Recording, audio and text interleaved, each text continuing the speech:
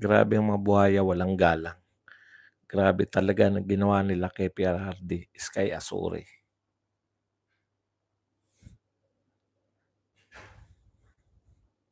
Ako din hindi ko tinapos. Naawa ako kay Pierre Hardy. Ba't kasi nagpunta pa lecturean lang siya dun? Yun na pala, gusto niya yan eh. Grabe si Banji.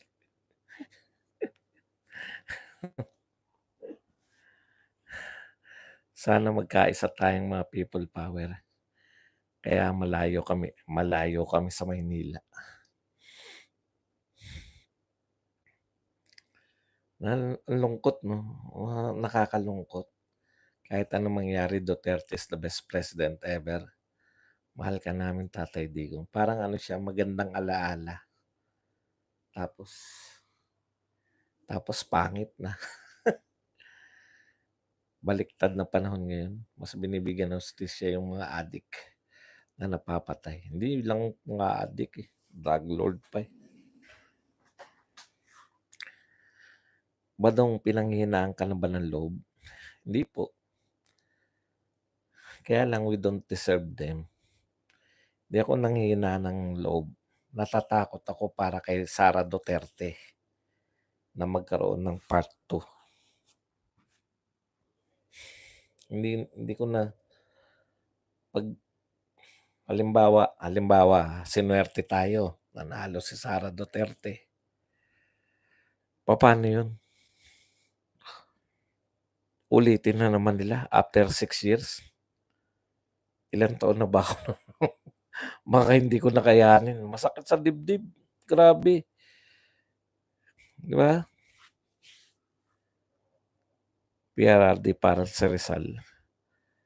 Naglalakad sa luneta tapos nakaabang ng mga buhaya. No, Sir Balz, kawawa si Inday Sara. Ako naisip ko 'yun eh. Papanalo natin, mananalo si Inday Sara. Tapos papalit,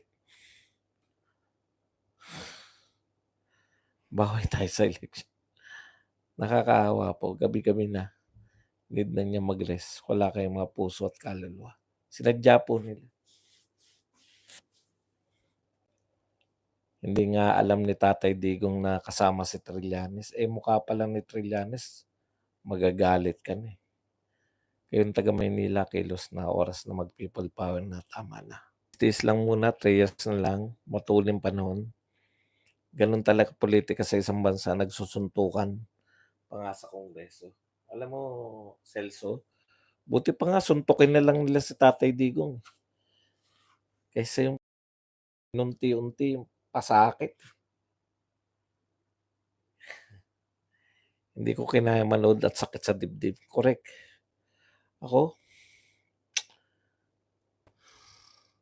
hindi, ramdam na ramdam natin, no? Mga demonyo. Panay nga mura ko eh. At dahil panay mura ko, ayun, bakit napunta sa ICC ang topic? Nyo para tayong tanga, hindi tayo member ng ICC, no? Usapin po na ICC, hindi po tayo member niyan. Ikalawa, bukod sa hindi tayo member, wala naman po talaga, hindi naman talaga tayo pinag-uusapan eh. Hindi tatanggi yung ICC, bibigyan nyo ng pera. Putang, ba't naman tatanggihan yan? Pero nakakatawa tayo, trying hard. Tinodo, no? Yung pala yun, no? Kaya kunwari, plano-plano. Ngayon pa lang lahat ng Duterte talagang tatargetin nila. Mas may namalimutan ka. May Diyos. Naalaman lahat. Panalangin po ang kulang. Alam nyo, dyan ako believe, dyan po ako believe sa mga religious. Kasi kahit gaano kabigat sa dibdib, kaya po nila ipagpasa Diyos eh.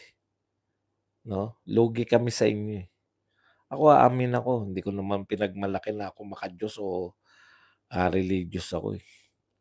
Aminin ko po sa inyo yan talaga kulang ko. Kasi alam niyo sa totoo lang, yung mga makapanginoon, yung ano ibig sabihin ko yung may magandang relasyon po sa kay Lord. 'Pag 'pag sobrang bigat na, 'di ba? Sobrang bigat na ng kanilang dinadala, ibibigay lang nila tapos ang gaan na sa pakiramdam 'no? Ako, dahil hindi nga ako religious, di ko maipasa yung bigat. The Vice President, solid Duterte lineup pa rin kami. Talaga ni speaker yan si Trillanes, milyones talent fee niyan sa paggawa ng script. Gano'n talaga tayo, Diggs. You and me against the world. Kaya lang kung isipin mo, ang dami natin 'no? Dami talaga natin 'no? Yun yung nakakataba, ng puso.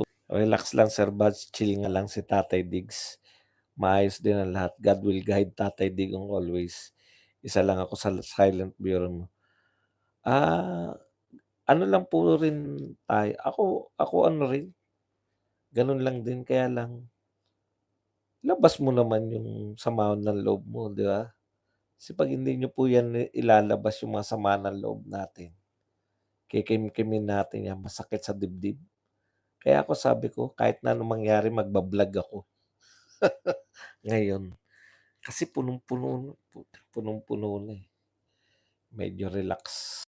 Okey pa si Tatay Digong setup nangyari, correct. Boss, ganito din ba mangyayari kay Inday Sara 'pag naging presidente?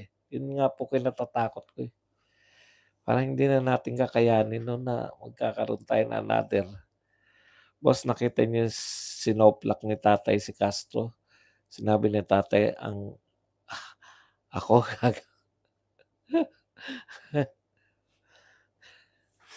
Di nila maunawaan, 'no? Hindi po puwedeng umamin si Tatay Digong ng alam niya kasi yung batas, hindi nila mahina talagang mga utos. Sana dumami kayong nagkakagusto. Duterte lang sa kalam, tatak Duterte 'yan, may malasakit. Roanes po, Mi Amore TV, we support President Duterte. Visit na 'to, nakakabwisit talaga 'no? Sir Bats 12 hour nang nakasalang si Duterte.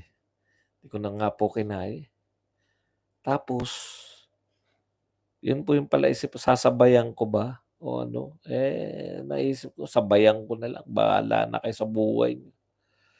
Lumabas din ng totoo na si Trillanes ang coach ng Tuwad Konserbadong PI talaga, correct. Naawa na ako kay Tatay Digong, uy, wala tayong magagawa. Sadista talaga Tuwadcom, walang pake sa health ni PRRD. Kakabad trip kasi lahat naman ng Pinoy hindi naniniwala. Yun,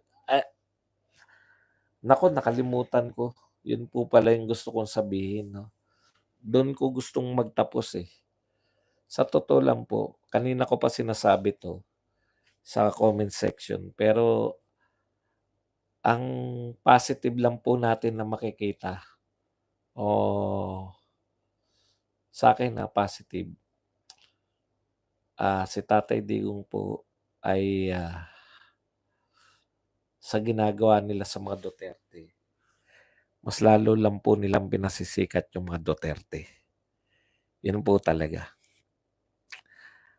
Mas lalo lang po nilang, binibigyan po ng, una pinasisikat nila, ikalawa, mas lalo pong nakakabilib yung mga ginawa ni Tatay Digong lalong-lalo na yung war on drugs.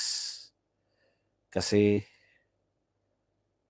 walang alternative, Sinisiraan niyo yung war on drugs, ano kapalit? Laganap na naman ng bentahan? Hindi siya magandang alternative. Mas gugustuhin pa rin natin. Bulaang-bulahan.